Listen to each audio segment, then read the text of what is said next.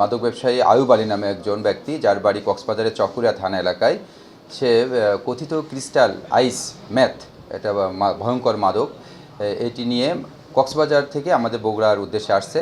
আমরা গোয়েন্দা তথ্যের ভিত্তিতে গতকাল দুপুরে আমরা বগুড়া শহরের পিটিআই রোডস্থ রেড চিলি হোটেলের সামনে হতে তাকে আমরা গ্রেপ্তার করি। আমরা তাকে তল্লাশি করে তার নিকট হতে আমরা ক্রিস্টাল ম্যাথ আইস, যেটা ভয়াবহ মাদক, ওইটা উদ্ধার করতে সক্ষম হই।